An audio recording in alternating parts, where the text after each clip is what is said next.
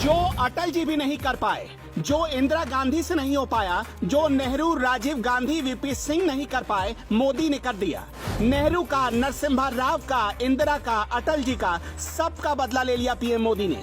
America भी बोल रहा है मोदी जी मान जाओ, यूक्रेन भी बोल रहा है मोदी जी मान जाओ, और रूस तो बोल रहा वाह उस्ताद वाह। तो ऐसा क्या हुआ कि ईस्ट हो या वेस्ट, दुनिया के सारे ताकतवर देश एक ही नारा लगा रहे हैं, इंडिया और मोदी इज बेस्ट। बस ये जान लीजिए कि आधी दुनिया की सत्ता इस वक्त मोदी के इंतजार में दिल्ली में लाइन लगाकर बैठी है। रूस के विदेश मंत्री सर्गेई लावरोव भारत दौरे पर हैं। उनसे कुछ ही घंटे पहले अमेरिका के डिप्टी एनएसए दलीप सिंह भी भारत में थे।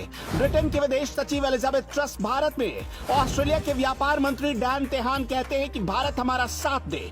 यूक्रेन के विदेश मंत्री दिमित्रो कुलेबा कहते हैं पीएम मोदी ही मध्यस्थता पर विचार कर सकते हैं। इधर नेपाल के पीएम शेर बहादुर देउबा भारत में है। अमेरिका के उप सुरक्षा सलाहकार जब भारत में आकर भारत को रूस से संबंध खत्म करने को कहते हैं तो भारत कहता है आगे बढ़िए देखेंगे। ब्रिटेन के विदेश सचिव भारत को रूस से संबंध खत्म करने को कहती हैं तो भारत कहता है आगे बढ़िए देखेंगे।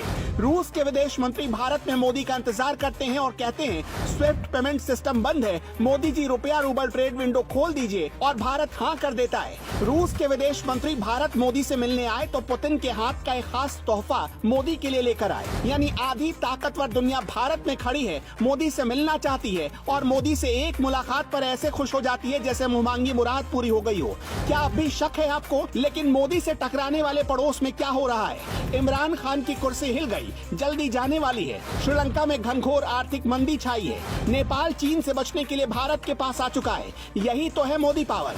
हंसी आती है उन लोगों पर जो मोदी सरकार की विदेश नीति पर सवाल उठाते रह गए। पहले मोदी दुनिया में जाते थे तो उनके आलोचक कहते थे कि वो फ्लाइट मोड पर रहते हैं। अब मोदी कहीं नहीं जाते, दुनिया उनके पास चलकर आती है। हमें इस पर घमंड नहीं है, हम हिंदुस्तान की बढ़ती शान के तौर पर इसे देखते हैं और फख्र करते हैं। आगे सुनिए। पिछले महीने ही जापान के प्रधानमंत्री फूमियो किशिदा भारत आए। ऑस्ट्रेलिया के प्रधानमंत्री स्कॉट मॉरिसन ने पीएम मोदी से वीडियो कॉन्फ्रेंसिंग पर बात की। 31 मार्च को ही एस जयशंकर और अमेरिका के विदेश मंत्री ब्लिंकन से बातचीत हुई। नेपाल के प्रधानमंत्री शेर बहादुर देउबा की पहली विदेश यात्रा हुई तो सबसे पहले वो भारत आए प्रधानमंत्री से मिलने। चीन नेपाल की हालत भी श्रीलंका जैसा ना कर दे, इसलिए वो मोदी से मदद मांग सकते हैं, पुरानी गलतफहमियां दूर कर सकते हैं। ये दौरा ऐसे वक्त में हो रहा है जब नेपाल खास तौर से बेल्ट एंड रोड इनिशिएटिव में शामिल होने के चीन के प्रस्ताव को ठुकरा चुका है। तो अब बताइए मोदी के इस पावर पर क्या कहना चाहेंगे आप? कमेंट बॉक्स में लिखिए जवाब।